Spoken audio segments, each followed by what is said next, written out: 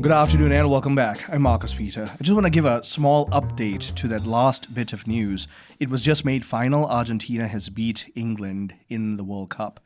And as one who moved from the Commonwealth, the British Commonwealth, to the United States of America, let's just say that I've seen better feats of soccer elsewhere. Andrea Picciotti-Bayer joins us to talk about a particular case in Colorado.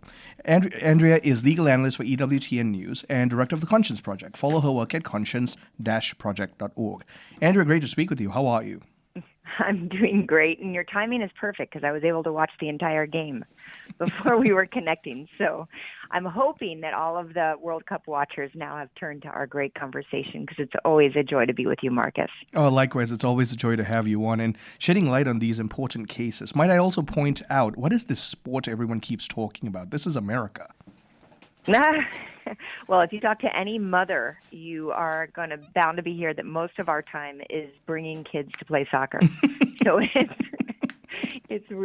you know what I love about all of this is it's a great chance to highlight all the great things that our country offers to all of these visitors from different nations, and really to celebrate the kind of unifying aspect of sports. So I think it's lovely, even though we have our sorrowful defeats in our favorite teams maybe aren't advancing. It is a really lovely opportunity.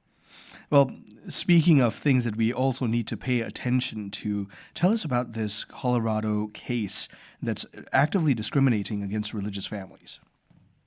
Yeah, no, this is a case, Marcus, that I've been watching for quite some time when it was both in the lower district courts and the 10th Circuit Court of Appeals. And now the Supreme Court, the United States Supreme Court, is going to consider the situation this coming term, which starts in October. And it has to deal with Colorado's universal preschool program, where they basically said that they wanted to make it easier for parents to be able to afford preschool, and they were going to subsidize for parents that were choosing private preschools. And the problem was they put as an overlay a very broadly defined anti-discrimination provision. And the Catholic preschools and another Christian preschool group in Colorado asked for clarification because that broadly defined anti-discrimination provision requires the schools to not to embrace gender ideology and issues related to sexual orientation in both admissions and how they run their program. The Archdiocese of Denver and two preschools as well as a family asked for clarification. Can we make sure that we're able to operate consistent with Catholic teaching and participate in this program? And the state refused an accommodation.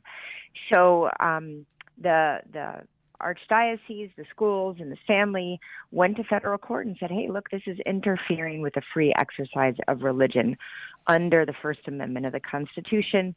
They lost in the lower courts, but having tracked this and really looking at the jurisprudence related to religious freedom, I think they're going to have a much more favorable showing in the Supreme Court.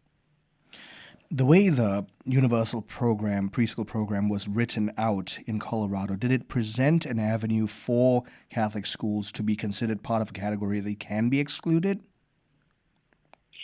So it's basically there's a lot of accommodations in the program itself, which is kind of a fatal flaw to the state's argument. So there are oftentimes opportunities for students of color, children of color, to go to, ethnically or racially specific programs, or even for children whose families maybe our parents are both gay, to be able to have kind of an quote unquote LGBTQ friendly program. But what they wouldn't allow for is religious schools that have traditional beliefs on the nature of the human person, human sexuality, to be able to operate consistent with those. Now, obviously, what's unique, or I guess what's very common in this situation, is there's never been a family that's gone to a Catholic preschool and been denied. But what the schools wanted was assurances that they wouldn't be kind of caught in any kind of conflict, and they weren't given that. So it's interesting. It's kind of a situation where there's lots of exceptions and accommodations unless you're Catholic. So the legal defense on Colorado's part is that the exclusions are not on religious grounds. It's interesting. They're saying, hey, no, we're not excluding you because you're Catholic, because your name is a Catholic preschool. And the schools are just saying, no, you don't understand. It's not just our Catholic identity and name, but that we operate consistent with being Catholic. And that's kind of the next step in the Supreme Court's jurisprudence. There have been several cases that we've spoken about in the past, Marcus, where school choice programs are there, and there have been specific exclusions of religious programs. That's not what's going on directly, but indirectly. Religious programs are being excluded, and that's kind of it seems like an important nuance, and I'm pretty sure that the Supreme Court's going to realize you can't just claim to be neutral if what you're doing in practice is discriminatory. I was going to say, this isn't even a defense that passes the sniff test for the ordinary American. No, I mean, I really do think, and this is another thing we're dealing with, it's not just the legal courts that are looking at this issue, but this is a court of a public opinion as well. If the state is going to come up with a benefits program, and it doesn't have to, right? It didn't have to come up with a universal preschool program. But if they're going to, they need to be able to offer that fairly, and they can't discriminate on the basis of religion. And so that's really how we're seeing this play out. But it's a very interesting wrinkle, Marcus, and we've seen it in different areas where coherence and kind of abiding by Catholic teaching is coming into conflict with what people are calling SOGI laws. Those are sexual orientation and gender identity laws. And so, a Catholic program has to run consistent with Catholic teaching, otherwise it ceases to be Catholic.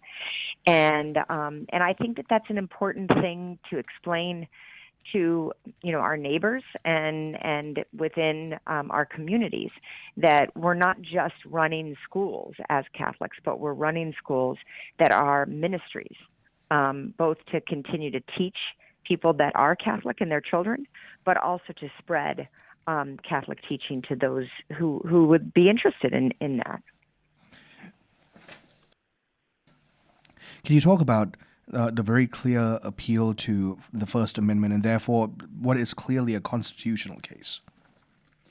Yeah, and this is the issue. We know that the First Amendment has two religion clauses, right? The first is the Establishment Clause, so a government can't establish a church, or it limits a government from getting into the internal affairs of the church.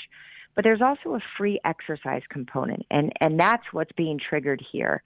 Both the schools and the archdiocese, as well as the families, are saying that this restriction, kind of you have to abandon your beliefs in order to get this benefit, interferes with the free exercise of religion.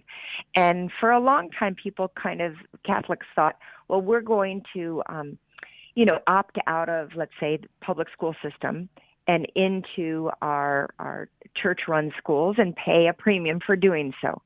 But it's different when there's a universal program that's supposed to be for everyone, including people who are making choices for private education. So that's kind of how the interfering with the free exercise of religion, where it's basically saying, it's a subtle coercion going on. I think the Supreme Court's going to see it, but I think it's really important that we learn more about this case and we talk to our friends about it.